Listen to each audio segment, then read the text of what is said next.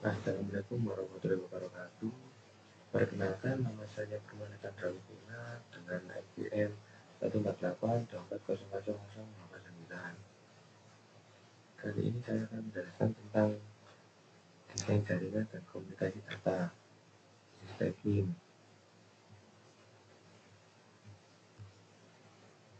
Dan di sini ada terdiri soal arsitektur jaringan masih 3 soal.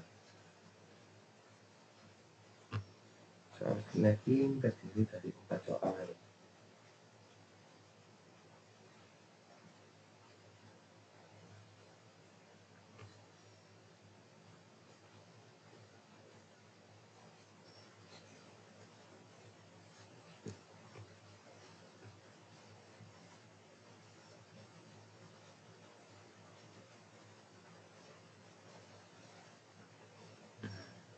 Sini setelah soal dan jawaban. Soal pertama yaitu arsitektur jaringan. 1. Jelaskan fungsi setiap layer pada sistem arsitektur jaringan OSI layer model. Pertama-tama, model OSI memiliki 7 layer. Masing-masing punya fungsi berbeda dalam proses komunikasi data antar perangkat. 1. Physical layer. Layer paling bawah yang berhubungan dengan pengiriman sinyal secara fisik melalui kabel listrik atau gelombang. Contohnya seperti Ethernet dan Bluetooth. 2. Data link layer. Layer ini bertugas mengatur pengiriman data antar perangkat dalam satu jaringan lokal dan juga mendeteksi serta memperbaiki error sederhana, contohnya switch dan MAC address. 3. Network layer. Layer ini menentukan rute terbaik agar data sampai ke tujuan, biasanya menggunakan alamat IP dan proses routing, contohnya protokol IP atau router. 4. Transport layer. Bertanggung jawab memastikan data dikirim secara andal dari pengirim ke penerima, misalnya dengan protokol TCP atau UDP. 5. Session layer. Mengelola sesi komunikasi antar aplikasi, misalnya saat ini membuka koneksi, mempertahankannya, dan menutup sesi setelah selesai. 6. Presentation layer. Layer ini bertugas menerjemahkan format data agar bisa dipahami penerima, termasuk proses enkripsi dan kompresi, contohnya SSL dan format data seperti JPEG atau ASCII.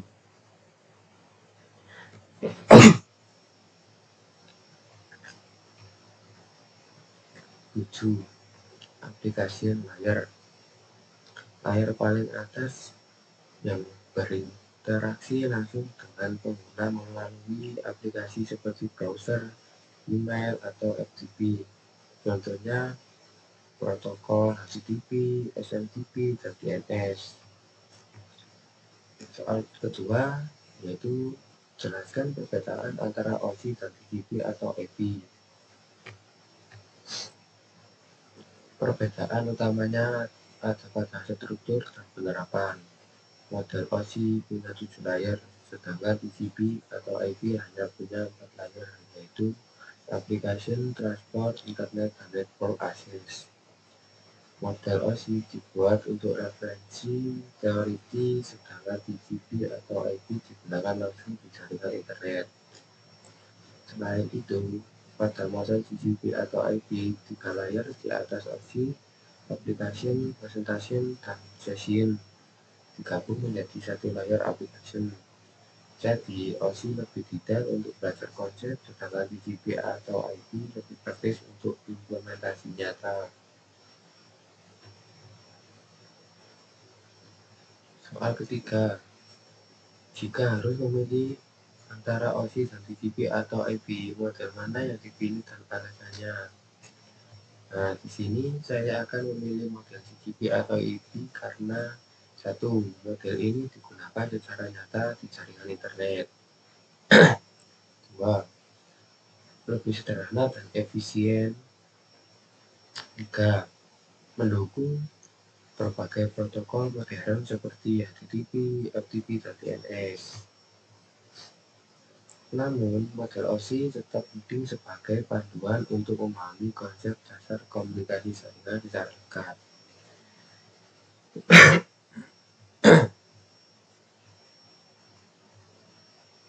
Nah, dari sini kita lanjut ke soal kedua, yaitu soal subnetting. Selanjutnya kita masuk ke bagian kedua, yaitu soal subnetting. Dalam soal ini digunakan dua variabel, yaitu 1 X sama dengan digit ke 9 npm sama dengan 8, 2 J sama dengan digit ke 10 npm sama dengan 9.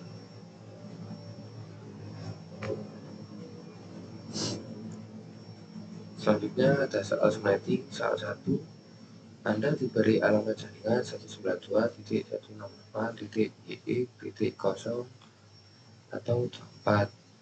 Sebutkan berapa jumlah network host serta rentang IP untuk host. Alamat jaringan 192.168.y.0 atau 24, berarti 192.168.98.0 atau 24. Subnet masnya adalah 255.255.255.0. Jumlah host dalam satu subnet sama dengan 2.8 garis 2 sama dengan 254 host. Rentang IP host 192.168.98.1 sampai 192.168.98.254. Dan broadcast address-nya adalah 192.168.98.255. Lanjut ke soal kedua. Anda diberi alamat 172.16.0.0 atau 16 jika dibutuhkan sejumlah X1 subnet. Subnet atau 16 harus dirubah menjadi subnet apa? Alamat 172.16.0.0 atau 16 ini dibagi menjadi X1 subnet. Berarti 8 subnet kita cari jumlah bit tambahan dengan rumus 2 per n garis miring 8 n sama dengan 3 bit. Jadi prefixnya berubah menjadi per 19 dan subnet masnya 255.255.24.0. Lanjut ke soal ketiga.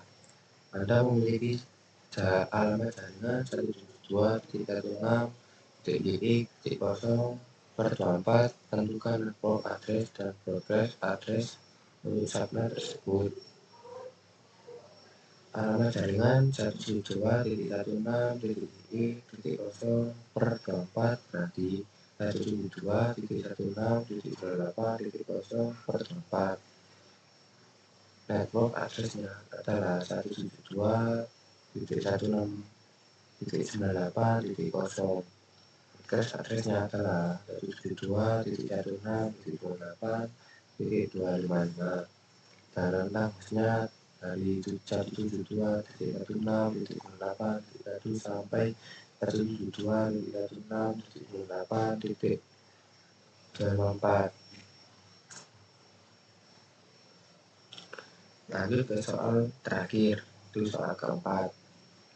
Alamat IP 192.168.20.0 per 2x. Berapakah jumlah host yang tersedia per subnet? Alamat 192.168.20.0 per 2x berarti 192.168.20.0 per 19. Jadi jumlah host yang tersedia sama dengan 2t atau dalam kurung 32 sampai 16, tutup kurung 2 sampai dengan 68.534 basis per subnet. Dan di sini soal dan jawaban sudah selesai. Saya akhiri video tutorial kami. Wassalamualaikum warahmatullahi wabarakatuh.